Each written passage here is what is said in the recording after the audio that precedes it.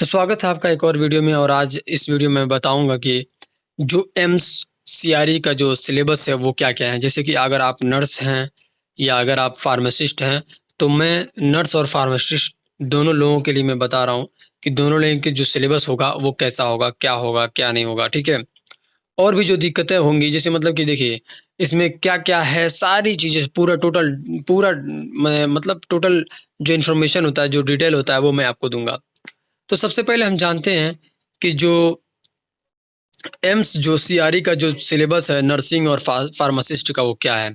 सबसे पहले हम जानेंगे फार्मासिस्ट जो एलोपैथ से हैं, ठीक है, आयुर्वेदा से नहीं या होम्योपैथ से नहीं। जो फार्मासिस्ट किससे हैं, एलोपैथ से हैं। उनके लिए क्या क्या सिलेबस है उसका मैं आपको बताता हूँ। देखिए एग्जाम जो पैटर्न है वो सीबीटी है, यानी कंप्यूटर बेस्ड टेस्ट है, ठीक है। यहाँ पे हमारा कंप्यूटर बेस्ड टेस्ट हो गया, ठीक है। ये हो गया कंप्यूटर बेस्ड टेस्ट। टोटल जो है वो 100 क्वेश्चन होंगे, ठीक है। 400 उसके मार्क्स होंगे, यानी एक क्वेश्चन के जो है 1 मार्क्स होंगे।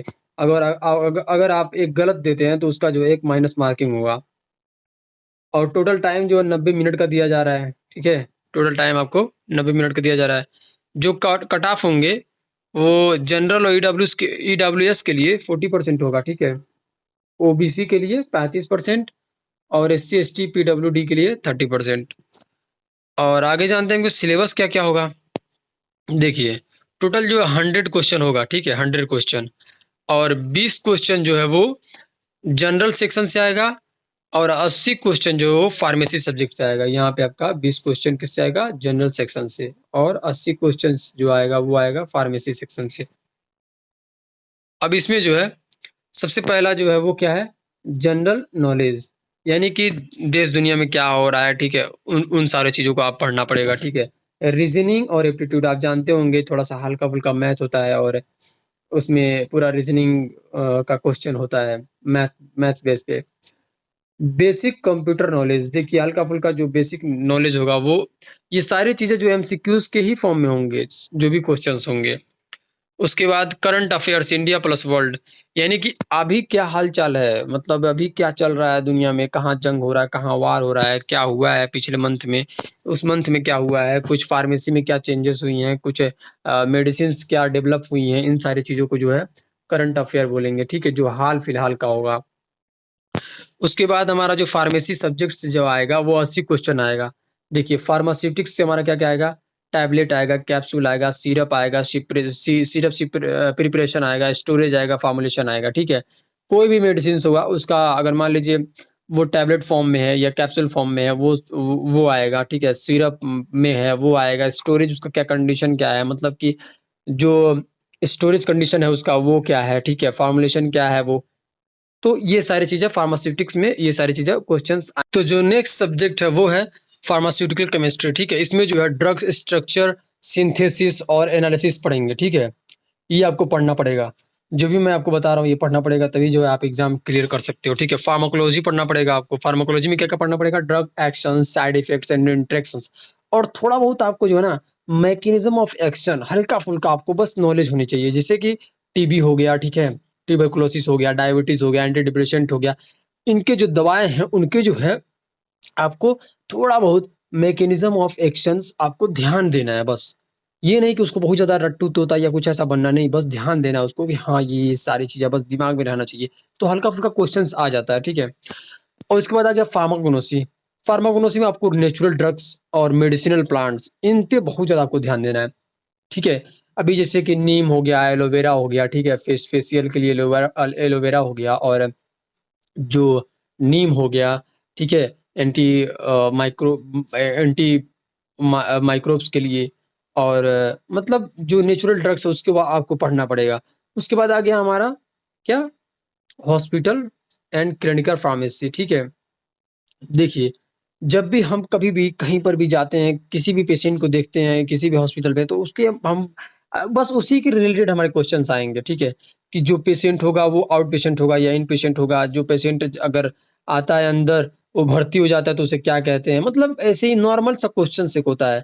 हॉस्पिटल में जो मैनेजमेंट होता है उसे क्या बोलते हैं, जो जो फार्मेसी स्टोर होता है वो किस फ्लोर पे होता है, फर्स्ट फ्लोर पे होता है, 100 बेड बेड का जो हॉस्पिटल होता है वो कैसा होता है, 50 बेड का जो हॉस्पिटल होता है वो उसे क्या बोलते हैं, ठीक है।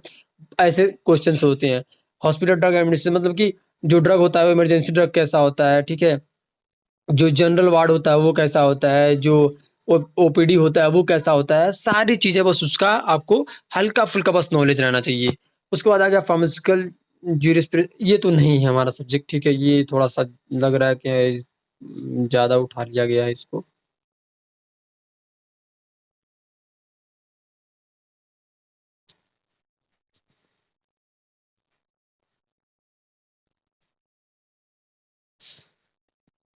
उसके बाद आ गया फार्मास्यूटिकल ज्यूरिस्प्रूडेंस, यानी कि जो ड्रग लॉ है, फार्मेसीज रूल्स हैं, उसके बारे में आपको जरूर पढ़ना पड़ेगा, ठीक है।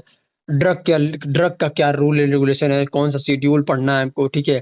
जैसे कि शेड्यूल एच हो गया, शेड्यूल एक्स हो गया, शेड्यूल सी हो गया, ठीक है। शेड्यूल जो भी आपके शेड्यूल है ना उसको आपको पढ़ना पड़ेगा। जो नॉर्मली जो रजिस्टर्ड आप फार्मासिस्ट बनते हो वो नॉर्मली जैसे रजिस्ट्रेशन के लिए शेड्यूल एक्स हो गया, शेड्यूल एच हो गया, शेड्यूल सी हो गया, इन सारे ड्रग्स को लगभग जितने भी रिटेल फार्मेसी होते हैं सब वो लोग यही तीनों चीजें चारों चीजें करवाए रहते हैं, ठीक है।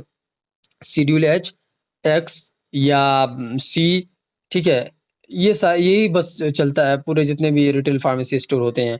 उसके बाद जो फार्मेसी का रूल होता है वो क्या होता है कि मतलब कितने का रूम होना चाहिए, कितने का किस तरह का रूम होना चाहिए, किस तरह दवा ढके, मतलब कैसे कैसे मतलब उसको मैनेज करना है, वो सारी चीजें आपको मतलब क्वेश्चन आ सकते हैं। स्टोर मैनेजमेंट, अब देखिए स्टोर मैनेजमेंट यानी कि आप फार्मेसी स्टोर खोल लिए हैं, आपके पास क्या क्या है, इन्वेंट्री कैसे आप मैनेज करते हो, स्टॉक कैसे आप कैसे करते हो, ठीक है। और रिकॉर्ड्स क्या क्या रखते हो, जैसे कि कुछ दवाएं होती हैं जो विदाउट प्रिस्क्रिप्शन नहीं दे सकते हैं आप, तो उसको कैसे आप मैनेज करते हो, कैसे रिकॉर्ड्स करते हो, कहाँ रिकॉर्ड करते हो, इन सारी चीज़ों को जो है आप पढ़ना पड़ेगा आपको, ठीक है। अगर ये आप पढ़ लेते हो तो मे बी कि ये एग्ज़ाम आप आराम से क्लियर कर लोगे, ठीक है। ये एग्ज़ाम एकदम क्लियर आप आराम से कर लोगे। फिर उसके बाद से हमारा नेक्स्ट ये हमारा ख़त्म हो गया क्या, जो हमारे फार्मासिस्ट थे, जो फार्मासिस्ट वो उनका सिलेबस ख़त्म हो गया। यही बस आपका सिलेबस है, इसी में से आपको ध्यान से देना है और पढ़ना है, ठीक है। जो भी फार्मासिस्ट है उनका सिलेबस ख़त्म हो गया, वो वीडियो बंद कर सकते हैं। और मैं जो नर्सिंग ऑफिसर्स हैं उनके लिए मैं आपको बताता हूँ, जो भी नर्स किए हैं, बीएससी नर्सिंग किए हैं, एनएमजीएम जो भी किए हैं, ये फॉर्म डाले हुए हैं, उनका जो सिलेबस होगा वो कैसा होगा मैं आपको बताता हूँ। देखिए एग्ज़ाम पैटर्न सेम है, ठीक है, जैसे इसका वैसे ही इसका भी है, ठीक है। सीबीटी है यानी कि कंप्यूटर बेस्ड टेस्ट है, ठीक है। उसके बाद 100 क्वेश्चंस है, टोटल 400 मार्क्स, यानी कि एक क्वेश्चन पे एक 4 मार्क्स हैं, ठीक है। इसमें जो है प्रीलिम्स प्लस मेंस दोनों भी कंडक्ट होनी हो सकती है। उसके बाद नेगेटिव मार्किंग है, 1/3 फॉर रॉन्ग आंसर्स, ठीक है। 90 मिनट आपको मिलेगा, ठीक है। अगर हो सकता है कि आपको 180 मिनट मिले जो कि मेंस में, ठीक है। प्रीलिम्स में आपको 90 मिनट मिलेगा, मेंस में जो है आपको 180 मिनट मिलेगा। उसके बाद आता है हमारा जनरल क्वेश्चंस, जनरल जो सेक्शंस है वो सेम है। जनरल नॉलेज होना चाहिए, रीजनिंग होना चाहिए, ठीक है। बेसिक मैथ एंड एप्टीट्यूड होना चाहिए, बेसिक कंप्यूटर जैसे कि MS Word, Excel, email, internet, इन सारी चीज़ों के बारे में आपको ज़रूर जानना चाहिए। क्वेश्चन आएँगे 100%, क्योंकि आप जो है एक नर्सिंग ऑफिसर बन रहे हो, आपको जो है सारी चीज़ें मैनेज करनी पड़ेगी, आपको एमएस वर्ड भी चलाना पड़ेगा, एक्सेल भी, क्योंकि आप जो पेशेंट होंगे उनका जो है रिकॉर्ड रखोगे आप, ठीक है। तो आपको इन सारी चीज़ों को जानकारी होनी चाहिए। अगर आपके पास जानकारी नहीं है तो आप कोशिश करिए कि अपने हॉस्पिटल में ही या अपने खुद एरिया में कहीं न कहीं कुछ कंप्यूटर बेस्ड जो भी आपको मिले उसे बेसिक जो नॉलेज होता है वो सारी चीज़ें आप ले लीजिए। उससे ये होगा कि आपके पास भी कॉन्फिडेंस होगा कि हाँ, ये यही होता है, तो आप अच्छे खासे जो है नंबर निकाल सकते हो आप इससे। उसके बाद आ गया हमारा नर्सिंग सब्जेक्ट। अब देखिए इसमें नर्सिंग सब्जेक्ट में क्या-क्या आ गया, हमारा fundamentals of nursing.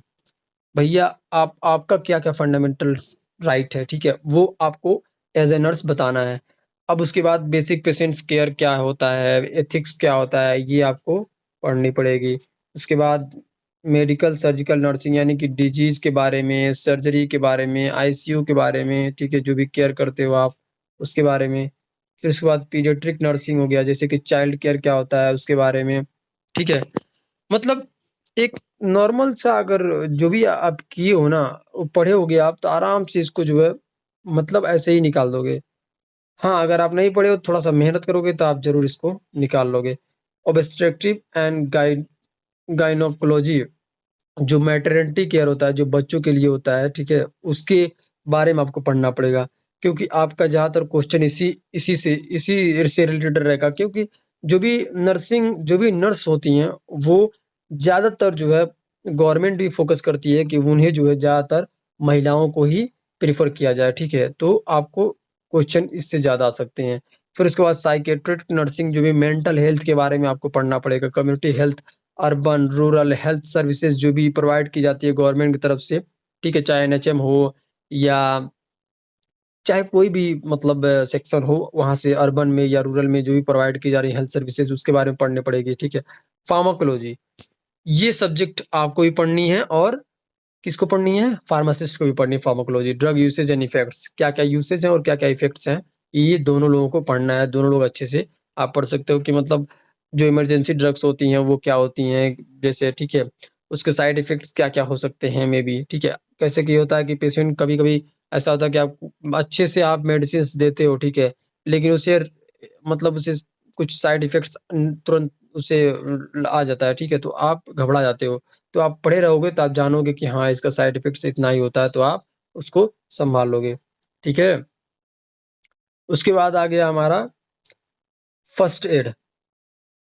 First aid सबसे ज़रूरी चीज़ है। फर्स्ट एड आपको आपको एकदम बिल्कुल भी पूरा एकदम क्लियर होना चाहिए। इन्फेक्शन कंट्रोल जो होता है, ये भी आपको एकदम क्लियर होना चाहिए कि जो भी आपको मान लीजिए कोई भी पेशेंट आ रहा है, तो उसको हम सबसे पहले फर्स्ट एड ही करते हैं, ठीक है? फर्स्ट एड में उसे मतलब तभी तो 40% या 50% हम उसे रिलीफ़ दे देते हैं। फिर उसके बाद ये भी आपको पढ़ना पड़ेगा, ठीक है? फर्स्ट एड भी। उसके बाद इन्फेक्शन कंट्रोल होता है कि इन्फेक्शन को कैसे कंट्रोल किया जाए, जैसे कि लोगों को अवेयरनेस दिया जाए, ठीक है? एजुकेट किया जाए, ठीक है? तरह-तरह से जो है एक कैम्पेन चलाया जाए, उसके थ्रू जो है कंट्रोल किया जाए। ये सब सारी चीज़ें आपको पढ़ना पड़ेगा, ठीक है? मेबी इससे क्वेश्चन अच्छे खासे आएँगे। उसके बाद आ गया न्यूट्रिशन एंड हेल्थ एजुकेशन। अब न्यूट्रिशन यानी कि खान-पान कैसे रहना चाहिए, ठीक है? हेल्थ एजुकेशन, अब हेल्थ एजुकेशन में क्या आएगा, जैसे कि बच्चे का जो प्लानिंग होता है, फैमिली प्लानिंग होता है, वो कैसे करना है, ठीक है? और जो अपने घर का जो मतलब खाना है, वो कैसा है, बाहर का जो खाना है, वो कैसा है, इन सारी चीज़ों के बारे में इन्फॉर्मेशन आपको होनी चाहिए, पढ़नी पड़ेगी आपको। उसके बाद आ गया हमारा माइक्रोबायोलॉजी एंड एनाटॉमी। माइक्रोबायोलॉजी तो आप जानते ही होंगे, जो सूक्ष्म जीव होते हैं, जैसे कि जितने भी जीव होते हैं, जैसे वायरस हो गया, ठीक है, फंगस हो गया, ठीक है, बैक्टीरिया हो गया, ये सारी चीज़ें हो गई। उसके बाद आ गया एनाटॉमी। एनाटॉमी में हम जितने भी बॉडी के पार्ट्स होते हैं उसके बारे में पढ़ेंगे, ठीक है? जो भी बॉडी पार्ट्स है उसके बारे में हम पढ़ते हैं। उसके बाद यहाँ पे थोड़ा बहुत आपको बता दे रहा हूँ, फार्मासिस्ट की जो होगा वो GK plus reasoning plus computer 20 question होगा, ठीक है? फार्मेसी से 80 क्वेश्चन्स होगा एंड 100 क्वेश्चन्स 100 क्वेश्चन जो है वो आपका रहेगा, 90 मिनट उसका टाइम दिया जाएगा। उसके बाद नर्सिंग ऑफिसर का जो है GK plus aptitude plus computer 25 questions and nursing subjects का 75 क्वेश्चन्स। उसके बाद 100 क्वेश्चन मिलाकर होगा, 90 मिनट ये भी दिया जाएगा। मेबी हो सकता है, अभी पता नहीं क्या होगा, लेकिन ये है कि हो सकता है कि प्री और मेंस दोनों हो। उसके बाद देखिए, सबसे ज़रूरी चीज़ कि आपको जो है ना प्रैक्टिस जो है ये करनी है। मैं आपको प्रिपरेशन का जो टिप्स दे रहा हूँ, आप अच्छे से ध्यान से सुनिए। सबसे पहले जो आपको प्रैक्टिस करनी है, ठीक है? Practice previous year questions and mock test. Previous year questions उठाइए और मॉक टेस्ट करिए, ठीक है? उसको आप देखिए क्या-क्या है, क्या-क्या पूछा गया है, उसके बारे में थोड़ा-सा आप देखिए, ध्यान दीजिए। स्टडी इम्पोर्टेंट एक्ट्स, यानी कि जो भी ड्रग एंड कॉस्मेटिक एक्ट हैं, वो क्या हैं? उनके फार्मेसी का जो एक्ट है, वो क्या है? ये बहुत इंपॉर्टेंट चीज़ है, इसको आप पढ़िए एकदम, बिल्कुल पढ़िए।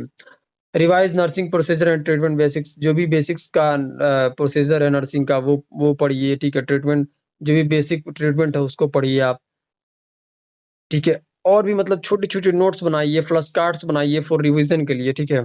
हल छोटे-छोटे नोट्स बनाइए रिवीजन के लिए।